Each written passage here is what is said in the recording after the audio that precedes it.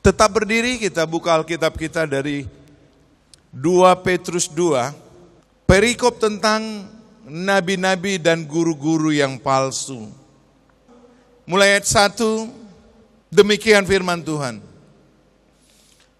Sebagaimana nabi-nabi palsu dahulu tampil di tengah-tengah umat Allah, demikian pula di antara kamu akan ada guru-guru palsu.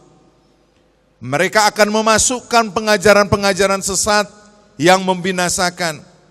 Bahkan mereka akan menyangkal penguasa yang telah menebus mereka, dan dengan jalan demikian segera mendatangkan kebinasaan atas diri mereka. Banyak orang akan mengikuti cara hidup mereka yang dikuasai hawa nafsu, dan karena mereka jalan kebenaran akan dihujat. Dan karena serakahnya guru-guru palsu itu akan berusaha mencari untung dari kamu dengan cerita-cerita isapan jempol mereka. Tetapi untuk perbuatan mereka itu hukuman telah lama tersedia, dan kebinasaan tidak akan tertunda. Sebab jikalau Allah tidak menyayangkan malaikat-malaikat yang berbuat dosa, tetapi melemparkan mereka ke dalam neraka, dan dengan demikian menyerahkannya ke dalam gua-gua yang gelap untuk menyimpan mereka sampai hari penghakiman. Dan jikalau Allah tidak menyayangkan dunia purba, tetapi hanya menyelamatkan Nuh, pemberita kebenaran itu, dan dengan 7 orang lain, ketika ia mendatangkan air bah atas dunia orang-orang yang fasik. Dan jikalau Allah membinasakan kota Sodom dan Gomora dengan api, dan dengan demikian memusnahkannya dan menjadikannya suatu peringatan untuk mereka yang hidup fasik di masa-masa kemudian, tetapi ia menyelamatkan Lot, orang yang benar, yang terus-menerus menderita oleh cara hidup orang-orang yang tidak mengenal hukum dan yang hanya mengikuti hawa nafsu mereka saja. Sebab orang benar ini tinggal di tengah-tengah mereka dan setiap hari melihat dan mendengar perbuatan-perbuatan mereka yang jahat itu, sehingga jiwanya yang benar itu tersiksa. Maka nyata bahwa Tuhan tahu menyelamatkan orang-orang saleh dari pencobaan, dan tahu menyimpan orang-orang jahat untuk disiksa pada hari penghakiman, terutama mereka yang menuruti hawa nafsunya karena ingin mencemarkan diri dan yang menghina pemerintahan Allah. Mereka begitu berani dan angkuh sehingga tidak segan-segan menghujat kemuliaan, padahal malaikat-malaikat sendiri yang sekalipun lebih kuat dan lebih berkuasa daripada mereka tidak memakai kata-kata hujat kalau malaikat-malaikat menuntut hukuman atas mereka di hadapan Allah. Tetapi mereka itu sama dengan hewan yang tidak berakal, sama dengan binatang yang hanya dilahirkan untuk ditangkap dan dimusnahkan. Mereka menghujat apa yang tidak mereka ketahui, sehingga oleh perbuatan mereka yang jahat, mereka sendiri akan binasa seperti binatang liar, dan akan mengalami nasib yang buruk sebagai upah kejahatan mereka. Berfoya-foya pada siang hari, mereka anggap kenikmatan. Mereka adalah kotoran dan noda yang mabuk dalam hawa nafsu mereka kalau mereka duduk makan minum bersama-sama dengan kamu. Mata mereka penuh nafsu zina, dan mereka tidak pernah jemu berbuat dosa. Mereka memikat orang yang lemah. Hati mereka telah terlatih dalam keserakahan. Mereka adalah orang-orang yang terkutuk. Oleh karena mereka telah meninggalkan jalan yang benar, maka tersesatlah mereka, lalu mengikuti jalan Bileam anak Beor, yang suka menerima upah untuk perbuatan-perbuatan yang jahat. Tetapi Bileam beroleh peringatan keras untuk kejahatannya, sebab keledai beban yang bisu berbicara dengan suara manusia dan mencegah kebebalan nabi itu. Guru-guru palsu itu adalah seperti mata air yang kering, seperti kabut yang dihalaukan topan. Bagi mereka telah tersedia tempat dalam kegelapan yang paling dahsyat. Sebab mereka mengucapkan kata-kata yang congkak dan hampa, dan mempergunakan hawa nafsu cabul untuk memikat orang-orang yang baru saja melepaskan diri dari mereka yang hidup dalam kesesatan. Mereka menjanjikan kemerdekaan kepada orang lain, padahal mereka sendiri adalah hamba-hamba kebinasaan. Karena siapa yang dikalahkan orang, ia adalah hamba orang itu. Sebab jika mereka oleh pengenalan mereka akan Tuhan dan Juru Selamat kita Yesus Kristus telah melepaskan diri dari kecemaran-kecemaran dunia, tetapi terlibat lagi di dalamnya, maka akhirnya keadaan mereka lebih buruk daripada yang semula. Karena itu bagi mereka adalah lebih baik jika mereka tidak pernah mengenal jalan kebenaran daripada mengenalnya, tetapi kemudian berbalik dari perintah kudus yang disampaikan kepada mereka. Bagi mereka cocok apa yang dikatakan peribahasa yang benar ini. Anjing kembali lagi ke muntahnya, dan babi yang mandi kembali lagi ke kubangannya. Demikian firman Tuhan. Yang berbahagia adalah setiap orang yang dengan sungguh-sungguh mendengarkan, sungguh-sungguh merenungkan, sungguh-sungguh memelihara, dan sungguh-sungguh melakukan setiap firman itu di dalam kehidupannya sehari-hari. Haleluya. Amin.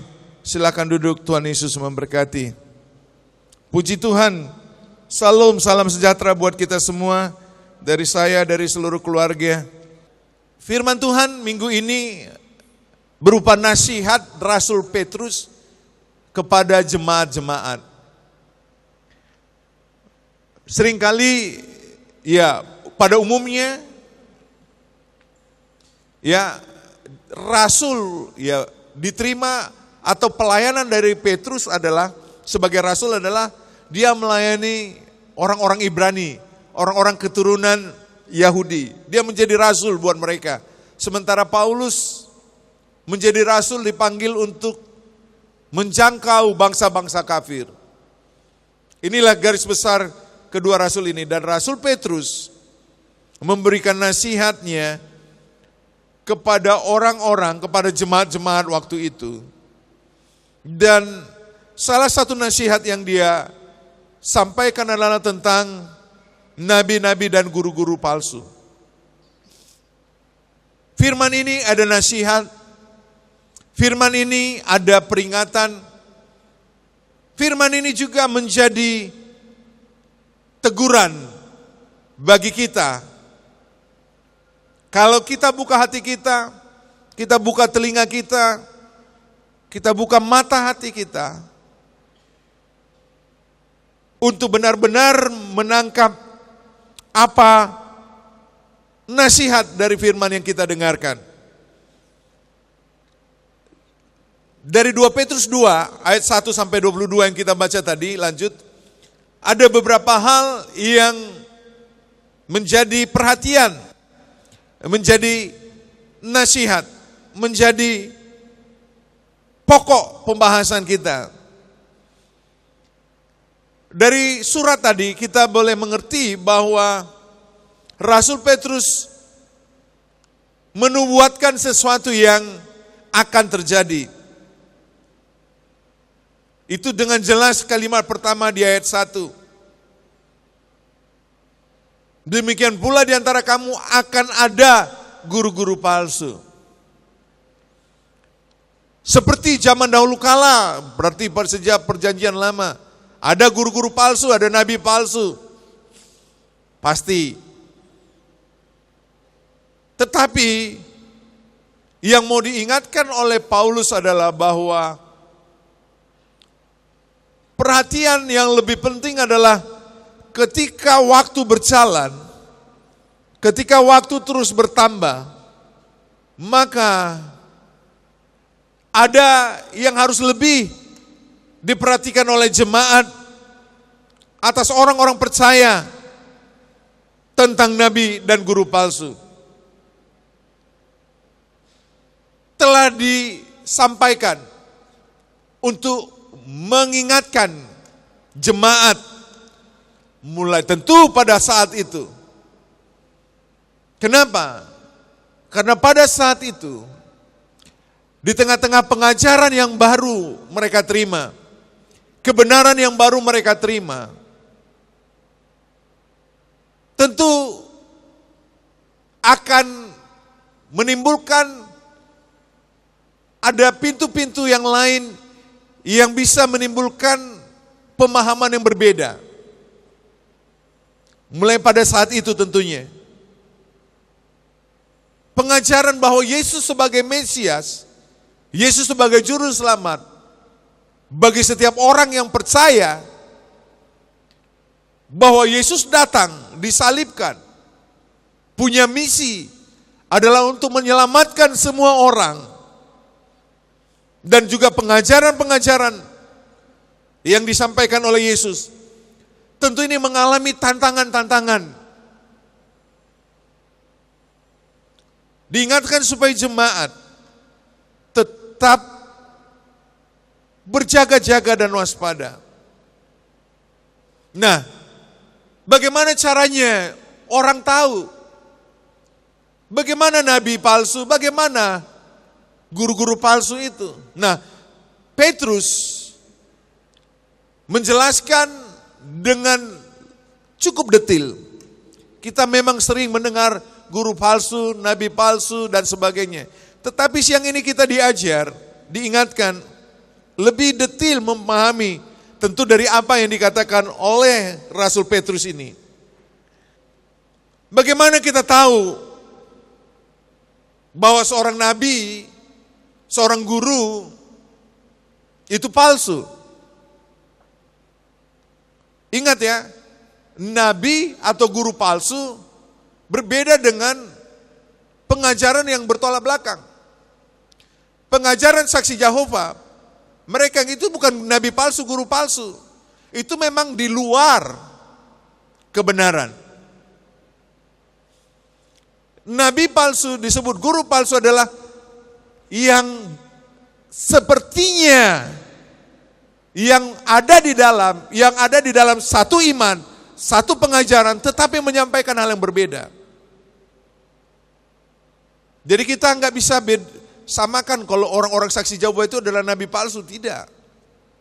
Nabi palsu adalah yang mengajarkan tentang firman, tentang Yesus sebagai Tuhan dan sebagainya. Tetapi kemudian dari buahnya, dari apa yang diajarkan, jemaat diingatkan, dinasihati melalui surat Rasul Petrus bahwa orang ini, bahwa dia itu bukan guru yang benar, bukan nabi yang benar.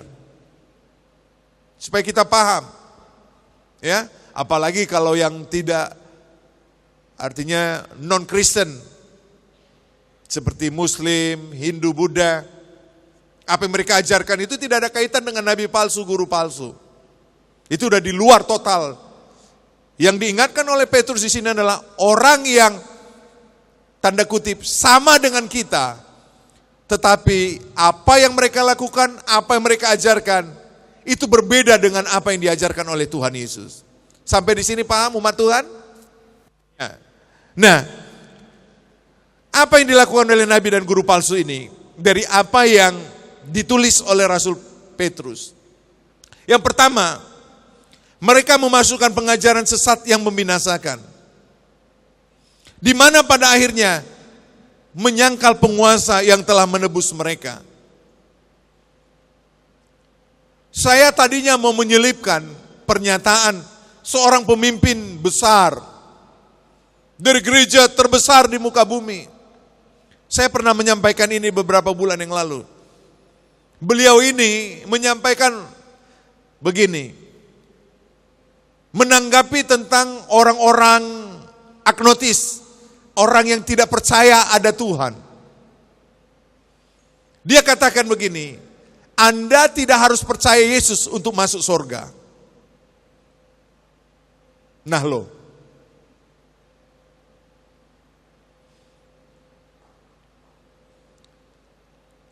bahwa Yesus bukan satu-satunya, saudaraku.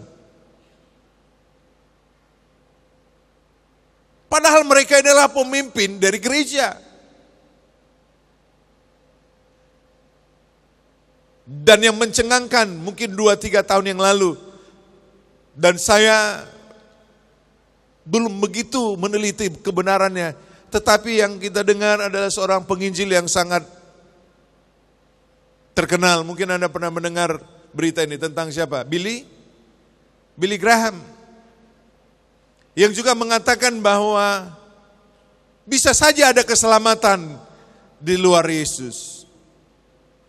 Tapi Yesus adalah tetap sebagai jalan, kebenaran, dan hidup. Bingung gak? Nah saudaraku, hari-hari ini, kenapa waktu saya berdoa, waktu saya merenungkan firman apa yang akan disampaikan dari berbagai hal, dan tiba-tiba ini datang, dan saya percaya ini yang kita sedang butuhkan saat ini, hari-hari ini. Dan mungkin ada satu dua di antara kita yang harus mendengar apa yang sedang kita dengarkan saat ini. Jadi yang pertama yang mereka lakukan adalah memasukkan pengajaran sesat yang membinasakan. Bahkan akhirnya menyangkal penguasa yang telah menebus mereka.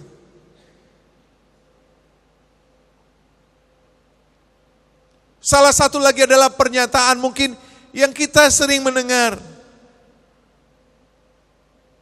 Sudahlah, ngapain? Dan saya nih dengar saudaraku, dari banyak orang yang sampai di telinga kita tentunya, telinga saya. Udahlah, yang penting Kristen. Ngapain repot-repot dengan bermakan, baca, ibadah lamanya bukan main. 3 jam, 4 jam, ada yang ibadah 5 jam. Ngapain ibadah lama-lama? Yang penting kita datang ibadah, selesai. Gak taunya yang datang ibadah juga kadang merokok di luar. Terutama ini yang terjadi dulu waktu saya lihat di depan mata kepala. Dan katanya sih masih berlangsung terus. Terutama pada saat doa syafaat. Doa syafaat dengan firman Tuhan hampir sama lamanya. Dan pada doa syafaat orang kesempatan keluar.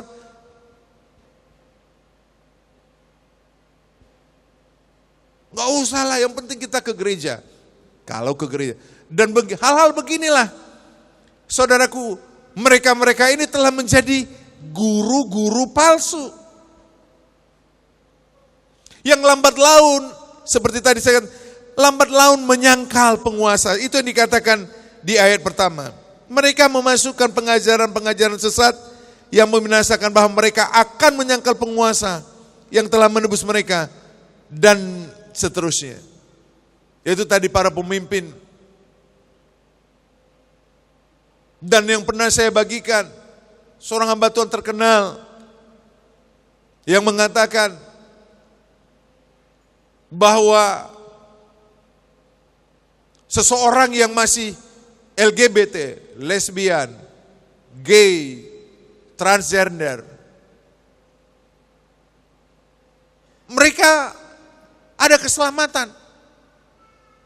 Tapi tetap sebagai lesbian, sebagai gay, bisex, transgender, berarti menyangkal pengorbanan dari darah Kristus sebagai penghapus dosa. Kenapa? Karena perbuatan dosa masih tetap diberlakukan dan dikatakan tetap sorga tersedia buat mereka. Ini adalah contoh-contoh saudaraku tentang nabi atau guru palsu yang akhirnya membuat atau menyangkal Yesus, walaupun tidak secara langsung tetapi menyangkal karya Yesus di kayu salib, menyangkal karya Yesus dengan mencurahkan darahnya di kayu salib. Itu yang pertama. Yang kedua, lanjut. Di ayat kedua dikatakan bahwa mereka ini punya gaya hidup. Mereka hidup penuh dengan hawa nafsu. Banyak orang mengikuti cara hidup mereka yang dikuasai hawa nafsu. Mereka takarannya adalah pelayan, hamba Tuhan, pemberita firman, pelayan-pelayan Kristus. Inilah yang disebut dengan nabi-nabi, guru-guru itu. Tetapi kehidupan mereka, kata Rasul Paulus, perhatikan mereka. Di antara mereka ada yang hidupnya penuh dengan hawa nafsu. Dan karena mereka, jalan kebenaran akan dihujat. Dan ini makin menjadi-jadi di masa kita, saudaraku. Itu sebabnya kegerakan pemulihan, kegerakan pertobatan mengalami kemacetan yang luar biasa, mengalami penurunan kualitas. Susah sekarang gereja-gereja pertobatan memenangkan jiwa. Karena udah masuk di ayat 2 ini. Karena ada para nabi, ada para guru-guru palsu yang membuat jalan kebenaran dihujat. Ada gaya hidup dari para hamba Tuhan tidak sesuai dengan apa yang mereka beritakan. Sehingga dicap, gereja itu taunya hanya mau kejar uang perpuluhan. Hanya tahu berkat, memberi. Akhirnya dicap, pokoknya kelompok pertobatan Pentakosta karismatik. Tidak ada yang benar. Ini sedang terjadi.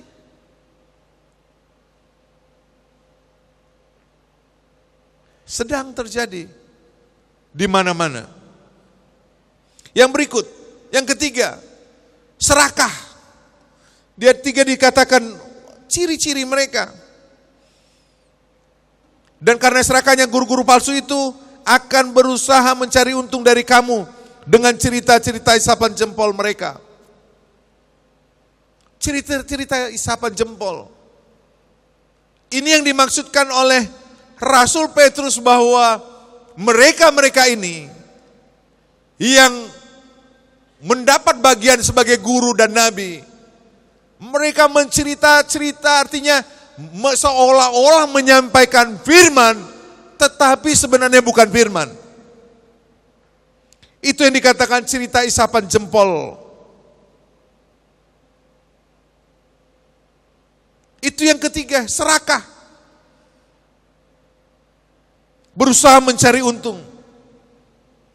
Melayani berusaha untuk mencari untung. Waduh. Ini yang dinasihati, diingatkan oleh Rasul Petrus kepada jemaat. Mereka orang-orang yang serakah. Serakah itu tahu nggak ya? Gimana ya? Pokoknya UUD, saudaraku. Semua diolah, semua pokoknya harus ada uangnya dan harus menguntungkan.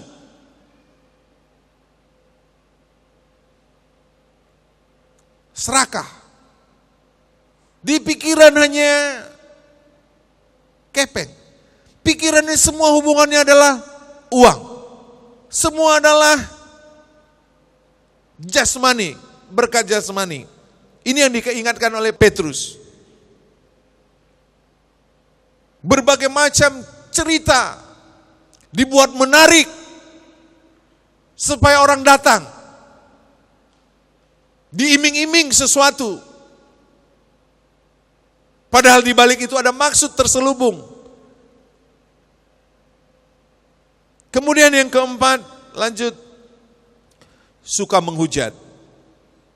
Jadi ini adalah nasihat Petrus untuk melihat seperti apa itu guru dan nabi palsu. Di ayat 12 dikatakan di situ, suka menghujat.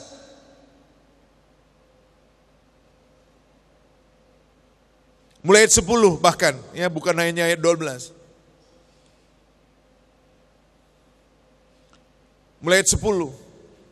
Terutama mereka yang menuruti hawa nafsunya karena ingin mencemarkan diri dan yang menghina pemerintahan Allah. Menghina pemerintahan Allah itu menghujat, saudaraku.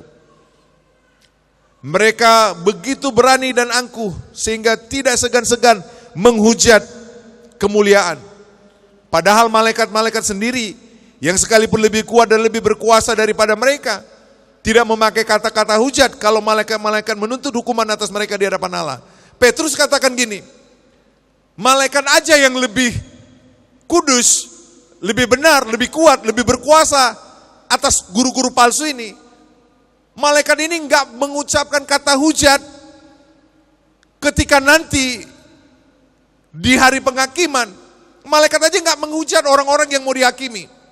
Itulah yang dijelaskan oleh Petrus. Tidak mengucapkan kata-kata hujat. Ketika orang-orang ini nanti diadili, dihukum di hadapan Allah. Sementara mereka ini yang artinya menghujat gini. Apa-apa selalu suka ini menghujat ini adalah boleh dikatakan ada unsur sombong, ada boleh dikatakan tinggi hati, menghujat.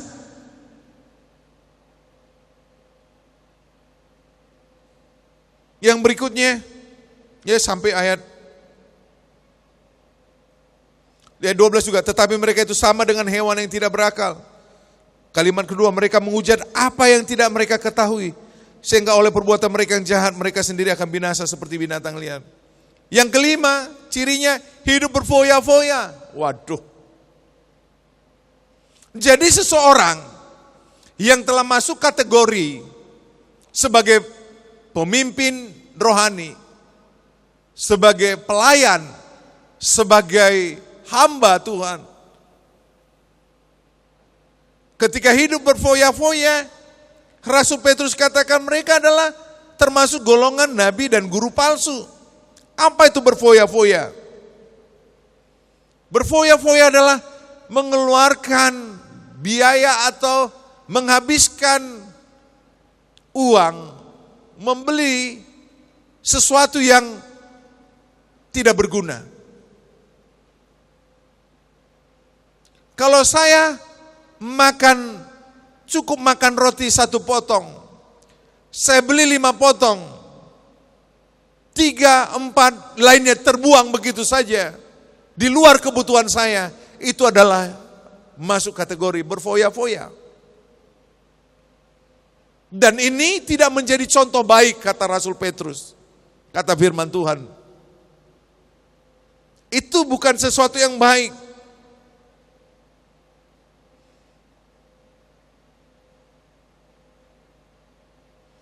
Yang berikutnya,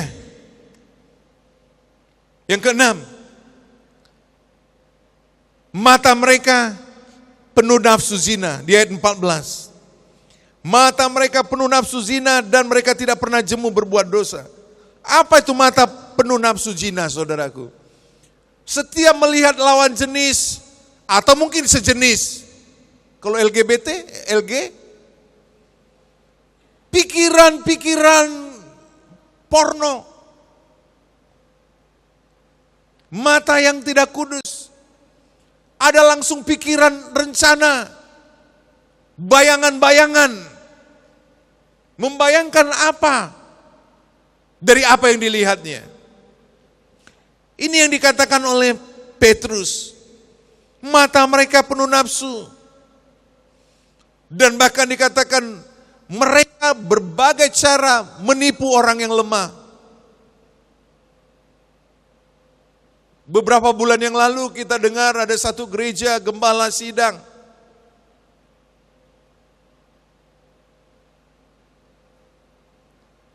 Dia ini punya hubungan dengan jemaat yang masih anak-anak. Dengan berbagai cara tipu muslihat. Ada dengan kalimat kata-kata kehendak Tuhan dan sebagainya. Menipu orang-orang yang lemah, yang polos, yang lugu. Akhirnya punya anak, saudaraku, dan anak itu kemudian dikatakannya anak setan, harus digugurkan. Pertama dia mau menggauli perempuan ini adalah karena kehendak Allah. Ketika hamil dikatakan anak itu anak setan.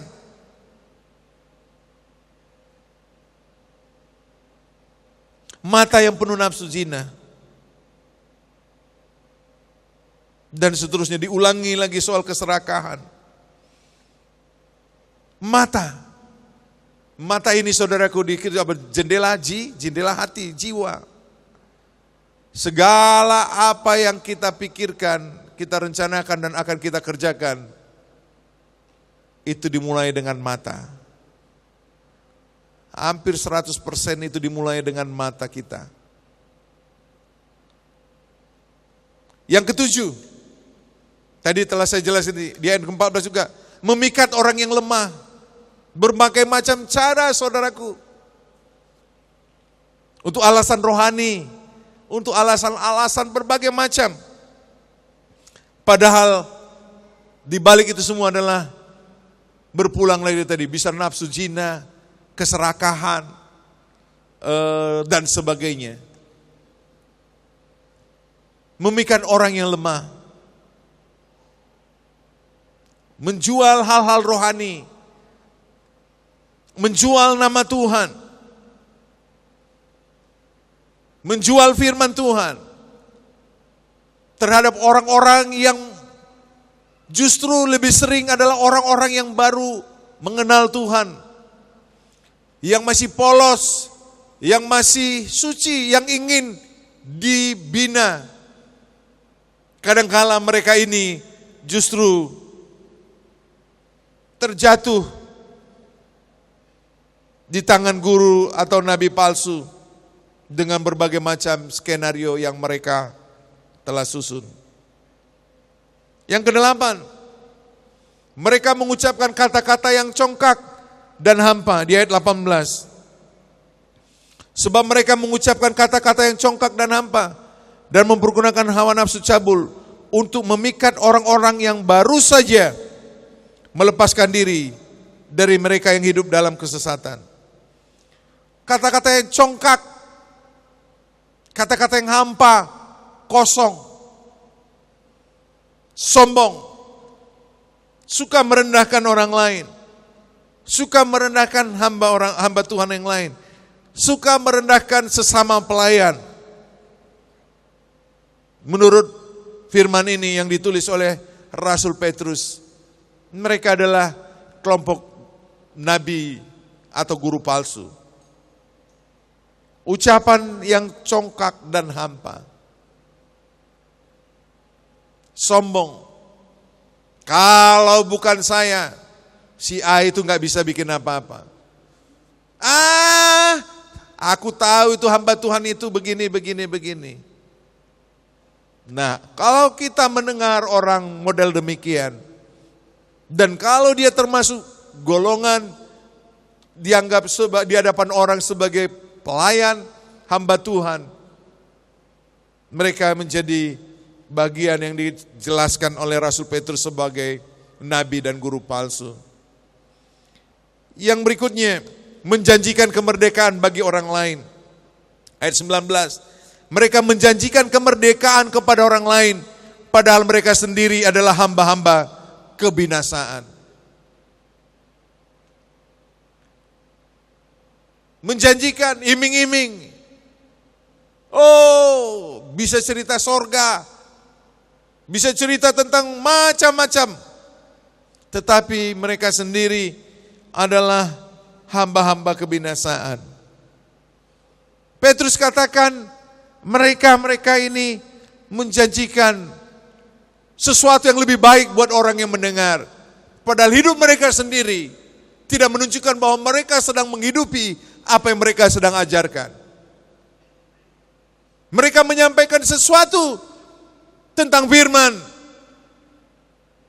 tetapi apa yang mereka sampaikan kepada orang lain, dia sendiri tidak menghidupinya, dia sendiri tidak mengimaninya. Itu yang dikatakan oleh Petrus. Yang ke-10, tadinya telah bertobat, tetapi terjatuh lagi di ayat 20. Sebab jika mereka oleh pengenalan mereka akan Tuhan dan Juru Selamat kita, Yesus Kristus, telah melepaskan diri dari kecemaran-kecemaran dunia, tetapi terlibat lagi di dalamnya, maka akhirnya keadaan mereka lebih buruk daripada yang semula. Tadinya mereka hidup di dalam kegelapan, Oleh anugerah Tuhan, mereka mengalami pemulihan. Tetapi ketika tidak terus-menerus diisi dengan kebenaran dan terus-menerus melakukan setiap kebenaran dan mengizinkan celah-celah dosa masuk dalam kehidupan mereka, dan secara tersembunyi mereka kembali jatuh kepada perbuatan-perbuatan yang lama, sementara mereka sendiri telah masuk sebagai bagian dari guru-guru atau pelayan-pelayan. Ini yang dinubuatkan, ini yang disampaikan oleh Rasul Petrus kepada jemaat untuk diingatkan. Dan kalau kita lihat hari-hari ini, saudaraku, ini banyak, tidak mungkin, bukan berarti satu orang harus 10-nya, tetapi Petrus ingatkan bahwa kalau kamu melihat ada orang masuk golongan pelayan, golongan guru, pemimpin rohani, di mana kehidupan mereka ternyata masih seperti apa yang ditulis oleh Rasul Petrus tadi, maka mereka termasuk golongan orang-orang yang guru palsu atau nabi palsu. Nah, kita lihat apa akibatnya. Akibat perbuatan mereka tadi telah kita jelaskan. Yang pertama, lanjut, jalan kebenaran dihujat. Saudaraku, gereja manapun, organisasi denominasi gereja manapun, baik gereja lama atau gereja pertobatan, gereja baru, gereja karismatik, ketika ada orang-orang yang telah masuk kategori pemimpin, guru, pengajar, tetapi kemudian ternyata apa yang mereka sampaikan tidak menjadi buah kehidupan mereka, akibatnya jalan kebenaran dihujat. Maka itu banyak sekali kita semakin sering mendengar, ngapain ke gereja, ngapain kita dengar orang-orang itu, ngapain, munafik mereka semua. Waduh, bisa jadi apa yang mereka sampaikan itu benar, tetapi sikap mereka juga bukan benar, tetap salah. Bisa saja apa yang dikatakan oleh orang-orang, ngapain lagi dengar para pendeta-pendeta itu berkhotbah, tipu saja itu. Waduh. Akibat guru palsu, pemimpin-pemimpin ini, saudaraku, jalan kebenaran dihujat. Padahal firman gak pernah salah. Firman gak pernah salah, saudaraku. Tetapi oleh perbuatan orang-orang yang mengaku sebagai pengikut Kristus, terlebih oleh orang-orang tertentu yang telah masuk golongan pemimpin, pengajar, pelayan, yang membuat mereka menjadi batu sandungan, dan akhirnya jalan kebenaran dihujat. Kemudian orang-orang lemah menjadi korban. Orang-orang yang tadinya datang dengan tulus, datang dengan sungguh-sungguh, yang tadinya mereka hidup di dalam kesesatan, tetapi kemudian melihat ada kebenaran firman. Kebenaran firman itu menjamah mereka, mengubah mereka. Tetapi kemudian orang-orang tertentu, para pemimpin, para pelayan, para guru ini membuat mereka kepahitan, membuat mereka mundur dari Tuhan. Itu banyak terjadi, saudaraku. Banyak terjadi. Inilah yang dikasih nasihat oleh Petrus. Kemudian apa? Di mata Tuhan mereka ini seperti apa? Alkitab mencatat sebenarnya ada 3 atau 4. Saya sempat mencatat ada 2 hal. Ya, dikatakan mereka seperti binatang di mata Tuhan, saudaraku. Nah, gawat dah. Dia 12 dikatakan di situ, mereka itu sama dengan hewan yang tidak berakal, sama dengan binatang yang hanya dilahirkan untuk ditangkap dan dimusnahkan. Jadi saudaraku, Tuhan melihat orang-orang demikian adalah seperti binatang. Itu kata firman Tuhan.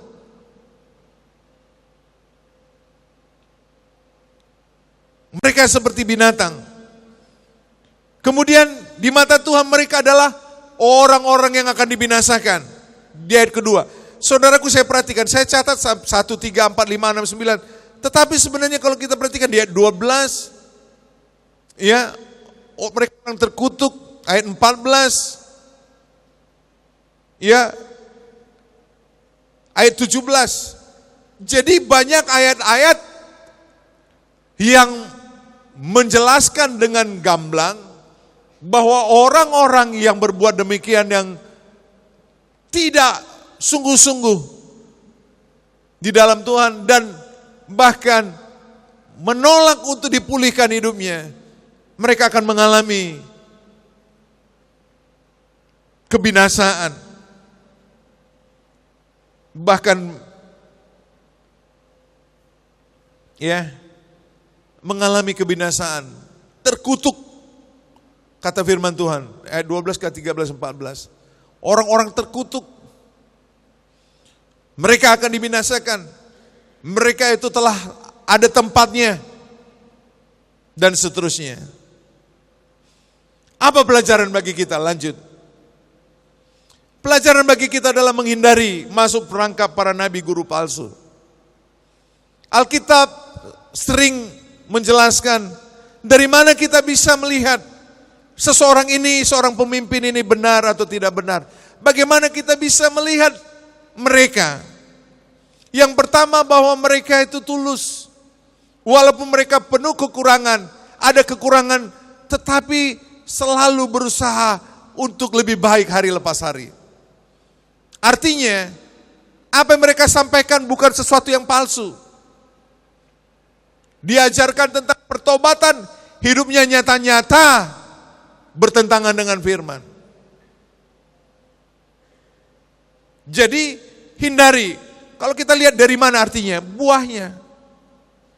Apakah ada buah-buah rohani dari orang-orang yang kita dengar, yang kita lihat sebagai pelayan, sebagai guru, pengajar bagi kita? Apakah ada buah? Apakah ada sesuatu berkat yang dia bagikan itu juga telah teraplikasi di dalam kehidupan mereka sehari-hari? Jangan sampai, mari jemaat sebagai orang percaya kita harus baca Alkitab. Loh, yang ngomong ini kagak pernah buka Alkitab. Nah, ini yang disebut dengan dari buahnya lah kamu mengetahui dia itu sesuai dengan apa yang dia ajarkan. Amin, Bapak Ibu. Kemudian yang kedua, pelajaran bagi kita adalah kita diingatkan, bagi kita yang rindu. Apa pelajaran yang kedua? Adalah mengingatkan kita yang rindu menjadi pelayan atau hamba Tuhan, agar periksa diri kita sekarang. Jangan sampai ketika kerinduan kita itu memang bagus, tetapi segala apa yang kita mau lakukan untuk Tuhan, pasti ada harga yang harus kita bayar. Ada harga yang harus kita mau bayar. Dan harga itu yang lebih utama adalah bahwa kita rela meninggalkan hal-hal apa yang di belakang kita yang tidak dikenan oleh Tuhan.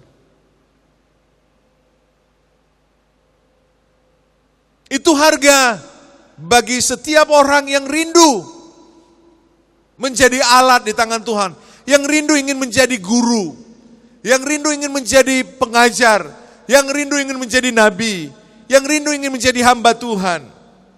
Dari apa yang kita baca, dari apa yang dituliskan oleh Rasul Petrus, bahwa kalau kita punya kerinduan untuk menjadi guru, menjadi pemimpin rohani, Kita periksa diri kita dari sekarang atas 10 hal yang tadi dituliskan oleh Rasul Petrus. Bagaimana kehidupan guru-guru palsu yang tadi disebutkan. Ada yang suka menghujat, congkak, matanya penuh nafsu zina, kemudian foya-foya, menjanjikan kemerdekaan buat orang lain, memikat orang yang lemah, kemudian serakah, selalu orientasinya adalah uang, suka menghujat, hidup penuh hawa nafsu, dan pengajaran. Nah, ini udah level yang tinggi. Walau udah masuk dengan pengajaran, dengan teologi yang lambat laun yang bisa membuat orang jauh dari Kristus sebagai penguasa, sebagai juru selamat satu-satunya. Tidak ada keselamatan apapun, tidak ada sorga, tidak ada tempat di sorga bagi orang di luar Kristus. Itu ya dan amin. Tidak bisa ditambah, tidak bisa dikurang. Amin.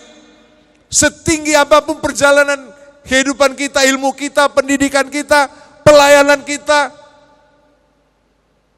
Alkitab firman Tuhan mengatakan, Yesus berkata, akulah jalan, akulah kebenaran, akulah hidup.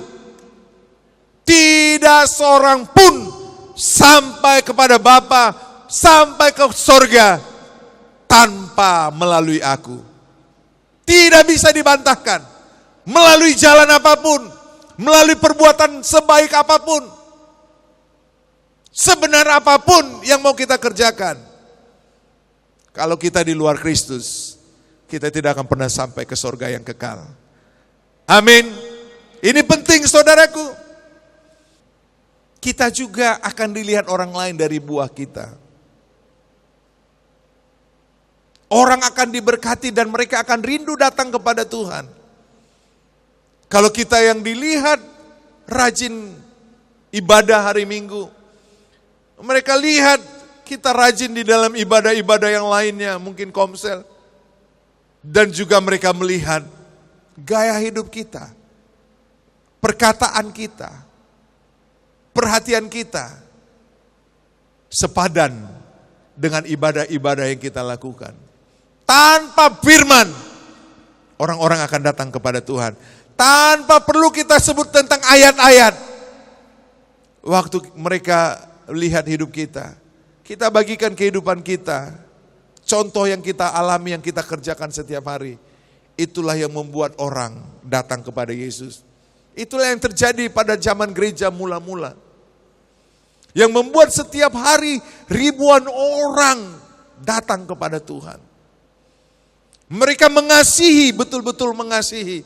Mengasihi yang tanpa ada, bukan kasih yang palsu, bukan kasih yang dibuat-buat. Pelajaran yang ketiga, kita belajar dari kehidupan Nuh dan Lot. Nah, diingatkan oleh Petrus, ketika tentang nabi dan guru palsu, entah kenapa dikasih ingat tentang Nuh dan Lot. Padahal Yesus katakan, Nuh dan Lot ini adalah contoh situasi keadaan menjelang kedatangan Tuhan. Sebagaimana zaman Nuh, bla bla bla. Sebagaimana zaman Sodom Gomora atau zaman Lot, begitulah kelak kedatangan anak manusia. Jadi ini juga semacam warning, peringatan bagi kita. Kalau kita meyakini bahwa kita adalah gereja Tuhan yang hidup pada masa-masa menjelang kedatangan Tuhan, ini menjadi perhatian buat kita. Supaya apa? Kita melihat orang-orang para pelayan seperti apa mereka, dan juga supaya kita memeriksa diri kita, bagaimana seharusnya kita hidup. Nah, ini yang dijelaskan oleh Petrus. Entah kenapa Petrus memasukkan di ayat 5-9. Mari coba kita lihat. Jikalau Allah tidak menyayangkan dunia purba, tetapi hanya menyelamatkan Nuh, pemberita kebenaran itu. Jadi Nuh itu pemberita kebenaran. Jadi Nuh memberitakan tentang hari kebinasaan, tentang air bah. Diberitakan. Tetapi hanya menyelamatkan Nuh, pemberita kebenaran itu. Dengan 7 orang lain. Siapa 7 orang lain? Istrinya, 3 anaknya, suami, istri. 8 orang.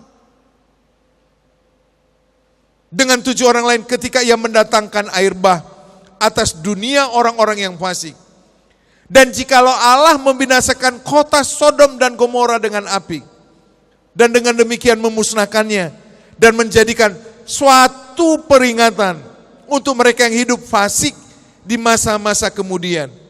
Tetapi ia menyelamatkan Lot, orang yang benar, yang terus-menerus menderita oleh cara hidup orang-orang yang tak mengenal hukum, dan yang hanya mengikuti hawa nafsu mereka saja. Sebab orang benar ini tinggal di tengah-tengah mereka, dan setiap hari melihat dan mendengar perbuatan-perbuatan mereka yang jahat itu, sehingga jiwanya yang benar itu tersiksa.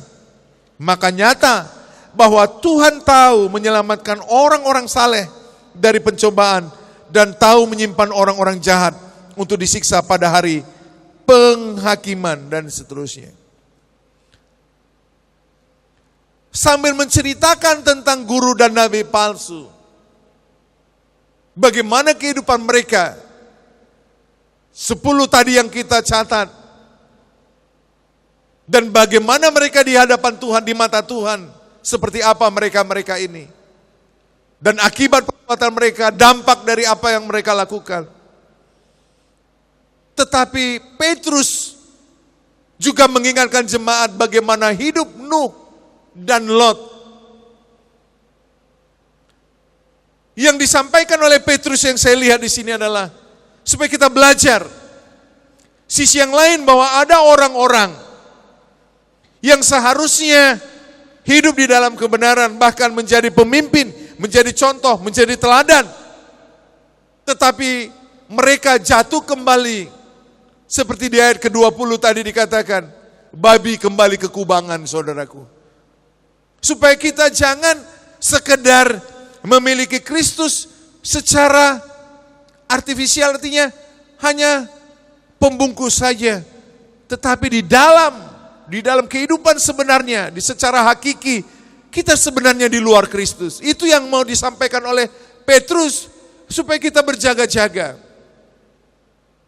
Terlebih kalau kita rindu, kalau kita mau menjadi seorang hamba. Petrus ingatkan, bagaimana seorang hamba yang sesungguhnya. Dikasih ingat tentang Nuh. Seperti apa nabi yang sesungguhnya. Seperti apa guru yang sesungguhnya. Diingatkan tentang Nuh, tentang Lot. Itulah guru-guru yang benar, nabi yang benar. Walaupun di tengah dunia yang coba menyeret mereka, mempengaruhi mereka, yang coba membuat iman mereka tawar, yang coba membuat mereka kompromi dengan dunia yang ada pada waktu itu. Tetapi mereka tetap bertahan dengan kebenaran yang mereka terima dari Tuhan.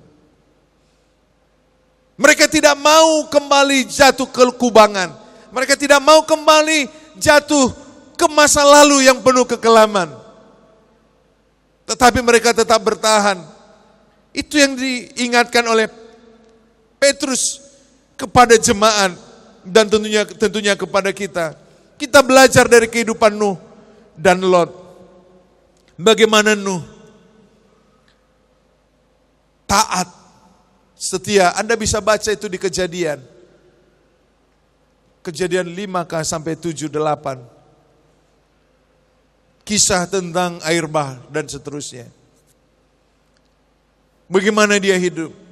Bagaimana dia memberitakan kebenaran, tetapi tidak diterima, tetapi dia ditolak oleh orang-orang pada zaman itu. Nuh hidup sebagai orang benar. Apakah kita bisa hidup sebagai orang benar di tengah-tengah dunia seperti ini sekarang? Jujur kalau kita mau katakan, berat. Jujur saya juga mau katakan, tidak mudah. Tetapi mari kita lihat nasihat ini. Ayat 7, tetapi ia menyelamatkan Lot, orang yang benar, yang terus-menerus menderita oleh cara hidup orang yang tak mengenal hukum. Saya pernah sampaikan ini beberapa waktu yang lalu, mungkin sebulan, dua bulan yang lalu. Untuk memeriksa diri kita, kalau kita imani, kalau kita yakini bahwa kita adalah gereja Tuhan yang hidup menjelang kedatangan Tuhan, maka pasti kita akan mengalami seperti yang dialami oleh Nuh, oleh Lot. Kalau kita belum mengalami apa yang dialami oleh mereka, berarti kita belum masuk sebagai orang yang akan menerima rancangan Tuhan, seperti rancangan Tuhan terhadap Nuh, terhadap Lot. Ia menyelamatkan Lot, orang yang benar, terus-menerus menderita oleh cara hidup orang-orang yang tak mengenal hukum. Relakah, maukah engkau hidup seperti mereka? Apakah kita mau meninggalkan kehidupan yang kompromi, dan kita mau meninggalkan kesenangan dunia itu demi menyenangkan hati Tuhan, demi kebenaran firman Tuhan? Kebenaran firman Tuhan kita taruh segala-galanya dan yang paling utama. Itulah yang terjadi dengan Lot, dengan Nuh. Tetap bertahan. Bahkan di ayat ke-8 dikatakan, sebab orang benar ini tinggal di tengah-tengah mereka dan setiap hari melihat dan mendengar perbuatan-perbuatan mereka yang jahat itu, sehingga jiwanya yang benar itu tersiksa.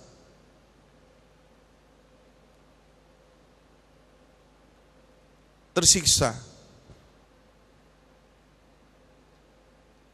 Padahal zaman sekarang filsafatnya begini.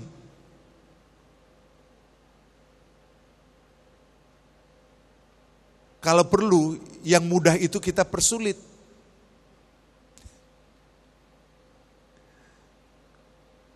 Iya kan? Sementara seharusnya kalau kita lihat yang sulit-sulit itu dimudahkan dengan catatan tanpa ada maksud di dalamnya.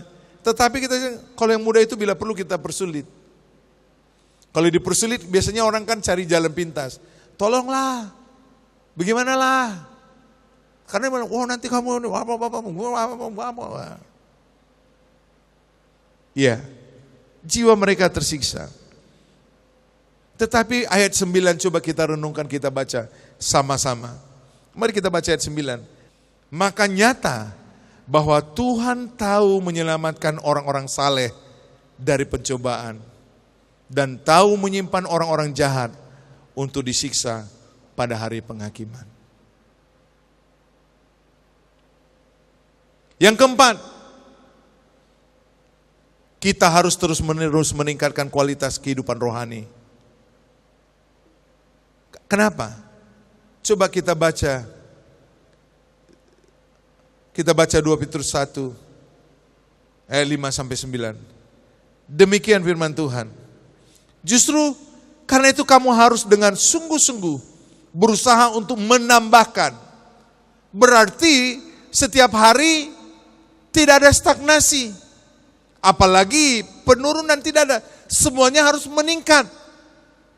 Petrus katakan, karena itu kamu harus dengan sungguh-sungguh berusaha untuk menambahkan kepada imanmu kebajikan, dan kepada kebajikan pengetahuan, dan kepada pengetahuan penguasaan diri, kepada penguasaan diri ketekunan, dan kepada ketekunan kesalehan, dan kepada kesalehan kasih akan saudara-saudara, dan kepada kasih akan saudara-saudara kasih akan semua orang.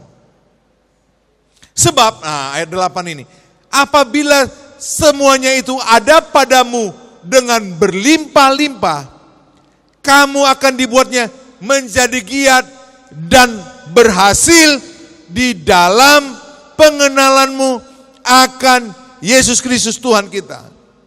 Nah saudaraku, ini yang dikatakan oleh Petrus. Kita harus terus berusaha meningkatkan tingkat kualitas rohani kita. Terus menerus, tanpa henti. Karena dengan itulah pengenalan kita akan Tuhan Yesus bisa terjadi, berhasil. Nah dari ayat ini saya, rupanya guru-guru atau pelayan hamba-hamba Tuhan ini, ketika mereka punya kerinduan menjadi pemimpin, tetapi proses di ayat 5 sampai ayat 7 ini belum terjadi secara penuh. Orang bertobat, punya kerinduan, tetapi di sini kita lihat dimulai dari apa? Dimulai dari kebajikan kepada iman.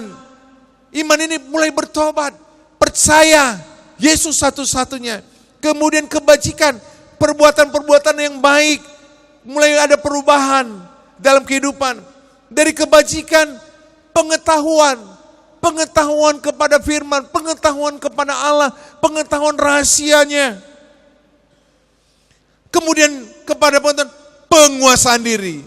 Saudaraku, tidak mungkin ada penguasaan diri sebelum proses yang tadi tuntas.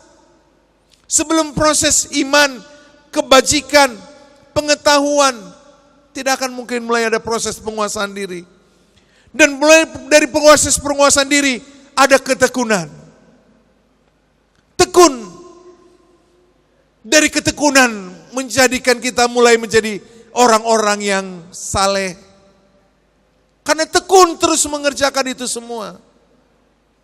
Mulai hari lepas hari tanpa sadar, kita menjadi orang-orang terbentuk menjadi mulai seperti orang-orang saleh. Dan orang-orang saleh, kasih. Saudaraku, tidak mungkin ada namanya kasih sebelum semua proses tadi dilalui dengan benar. Kasih itu bukan dengan ucapan. Kasih itu bukan hanya sekedar performa sebagai, tetapi kasih itu murni. Mulai dari kasih akan saudara-saudara, kasih kepada semua orang. Ini adalah puncak daripada proses pengenalan kita kepada Tuhan. Petrus katakan, kalau kita memiliki itu semua, bertambah setiap hari, kita akan mengenal Kristus dengan baik. Kesempurnaan Kristus dengan baik. Sebab apabila kamu memiliki itu berlimpah, kamu akan dibuatnya menjadi giat dan berhasil dalam pengenalan akan Yesus. Ayat 9, tetapi barang siapa tidak memiliki semuanya itu, ia menjadi buta dan picik. Inilah yang membuat pelayanan sering menjadi batu sandungan. Buta dan picik. Yang mengakhirkan kesombongan. Yang mengakhirkan hawa nafsu. Karena proses itu, pemurniannya tidak berlangsung sebagaimana seharusnya. Ada jalan-jalan pintas.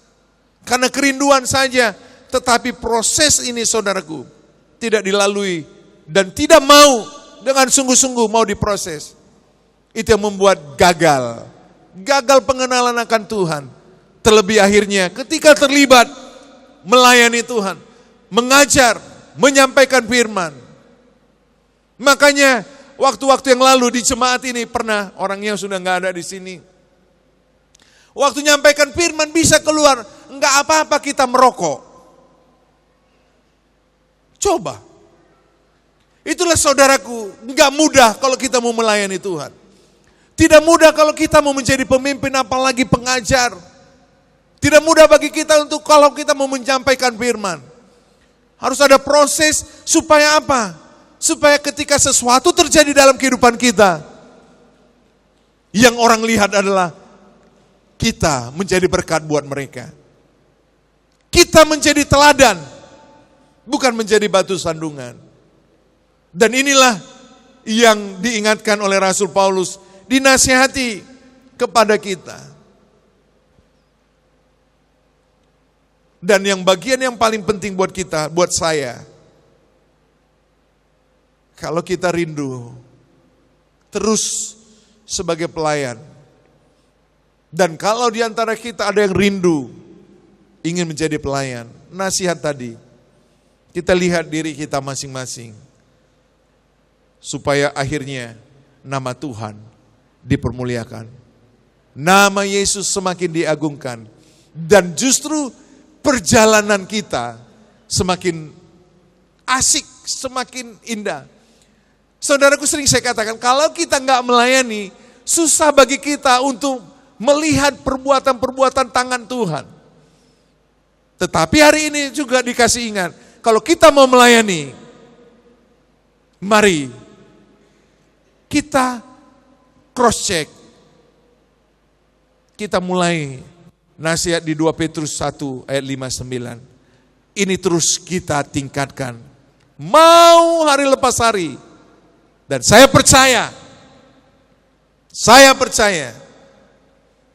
kita menjadi guru-guru yang menjadi berkat di akhir zaman. Pemimpin-pemimpin. Dengarkan jemaat Tuhan. Engkaulah, kitalah yang dipilih Tuhan. Dan Tuhan mau gembleng kita.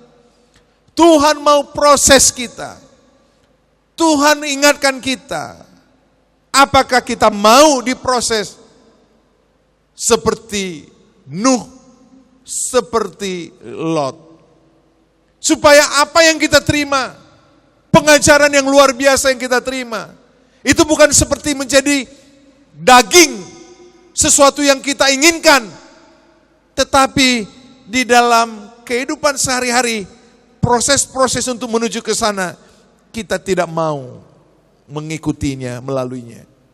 Kalau kita ikuti, kitalah yang akan menjadi orang-orang, guru-guru, nabi-nabi, generasi terakhir di akhir zaman, yang menjadi berkat bagi banyak orang. Tuhan Yesus memberkati kita. Saya undang pelayan altar maju ke depan.